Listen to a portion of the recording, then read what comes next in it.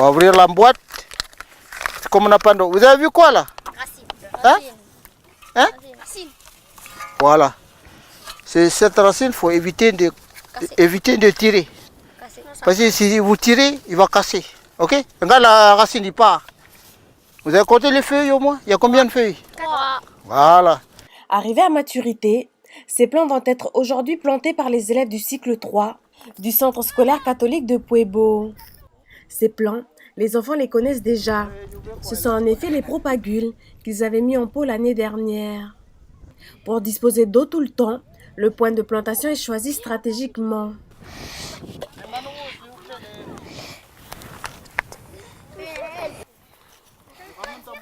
Parce qu'on le plante là, parce qu'ici, entre les racines de ce palétuvier qu'on a planté la dernière fois, il y a de l'eau. De la cueillette au reboisement, les élèves ont pu avoir un suivi complet du cycle du palétuvier. Jerry et Naomi sont impliqués car ils connaissent le rôle crucial qu'a la mangrove. C'est pour l'eau, quand il ressort à la mer, mais il est propre. En même temps, ça donne la nourriture des poissons et puis ça empêche les tsunamis de nous atteindre. Les enseignants ont organisé d'autres ateliers, comme celui-ci sur le monde animalier de la mangrove. L'objectif est de familiariser ce jeune public à cet écosystème. Mieux connaître pour mieux protéger. Qu'est-ce que vous avez trouvé comme animal? Coquillons. Oui, des coquillons, littorines. Alors, qu'est-ce que c'est, les littorines? Ce sont des quoi? Les coquillages qui machinent dans les feuilles, qui accrochent sur les feuilles. Ils doivent chercher, étudier les animaux, chercher leur habitation, leur nourriture, leur rôle ici dans la mangrove. Et ils connaissent maintenant la vie des animaux ici et ce que la mangrove nous apporte ici à Puebo. Anaclé, le gardien de la mangrove, se réjouit de l'implication des enfants. Moi, ça me permet à moi de faire le travail, faire des grosses œuvres comme la plantation de la propagule. Comme ça, ils me font du temps. Avec une seule personne, tu ne peux pas. Tandis que venir avec 50 jeunes, ça me pousse aussi à moi de... Puis ça merveille aussi. Au total, les enfants auront planté plus d'une quarantaine de palétuviers et reviendront certainement l'année prochaine pour voir leur évolution.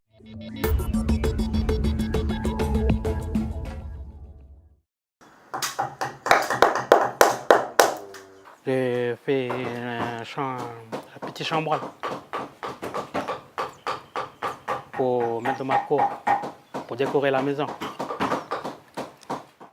Basile s'applique pour sculpter sa chambranle, une activité bénéfique pour travailler sa concentration. Il est atteint de schizophrénie, une pathologie qui peut prendre différentes formes. J'ai fait me balader puis j'ai atterri à Neuville. Oui, c'était des voix qui me parlaient. J'aime bien ta manière de sculpter, c'est très joli. Ouais. Basile est accompagné depuis 3 ans dans sa maladie. Agressivité, hallucinations et délire sont plus maîtrisés grâce au traitement médicamenteux. Petit à petit, il retrouve confiance en lui. J'aime bien venir ici pour voir mes copains. La schizophrénie, la dépression ou encore les troubles anxieux sont autant de signes d'une souffrance psychologique. 4% de la population serait victime de troubles psychiques selon l'Organisation mondiale de la santé. L'antenne du CHS, implantée sur Pointe-d'Imier, suit aujourd'hui plus de 250 personnes sur la côte Est. Il ne faut pas hésiter à se tourner vers votre médecin traitant, vers votre dispensaire ou vers une antenne spécifique si vous pensez qu'il est de l'ordre d'une maladie psychique ou d'une souffrance psychique. Il ne faut pas hésiter à se tourner vers eux parce qu'eux, ils vont vous aider à y voir plus clair et à vous rassurer. Le maillage territorial des offres de soins s'est amélioré ces 5 dernières années.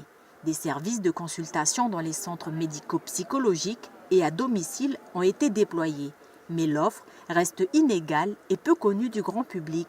Sur la côte Est, les infirmiers parcourent les marchés afin de se faire connaître et déstigmatiser ces maladies. Il y a des trucs qui sont mis en place pour nous, mais je trouve que la population, ils n'en profitent pas pour en parler. J'ai l'impression que c'est une honte pour eux d'aller d'aller voir comme eux là, les psys. Notamment le 05 30 30, c'est SOS Écoute. Donc c'est ouvert du lundi au dimanche. 05 30 30, c'est le numéro d'SOS Écoute, gratuit et anonyme, destiné à toute personne en détresse ou ressentant le besoin d'être écoutée.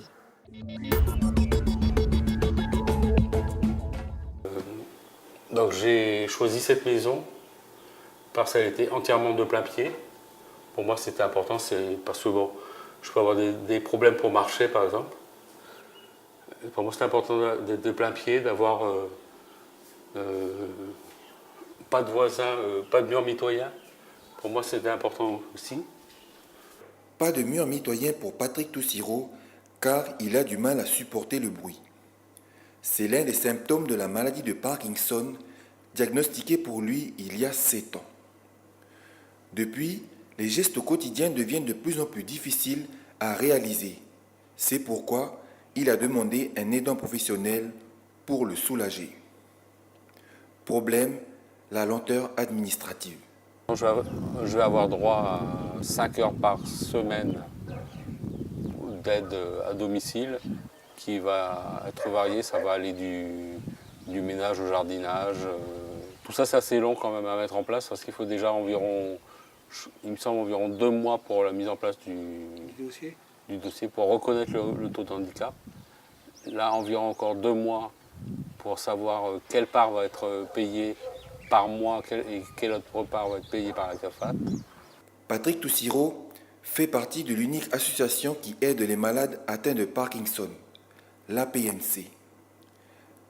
Association dont l'ensemble des adhérents sont atteints de cette maladie neurodégénérative. Le problème, c'est qu'à cause de ces troubles, les démarches administratives deviennent un vrai parcours de combattant. En fait, on aurait besoin aussi d'hommes charitables, entre guillemets. C'est pour nous aider justement à faire tout ce qui est paperasse, parce que ça, c'est vraiment un truc que moi, ça me dépasse complètement. Et c'est une chose qui nous serait quand même utile d'avoir quelqu'un qui nous aide à faire les demandes de quoi déjà remplir. Quand on a l'assemblée générale, c'est remplir au moins les papiers pour que ce soit fait correctement, qu'on puisse les donner au SARIA parce qu'il y a quand il y a des modifs, etc. Et à la suite de ça, pouvoir faire des demandes de subventions, parce que sans les papiers, les demandes de subventions, on ne les aura jamais. Selon le vice-président, cette maladie reste encore trop taboue au pays. Pourtant, elle est la deuxième maladie neurodégénérative la plus fréquente après Alzheimer.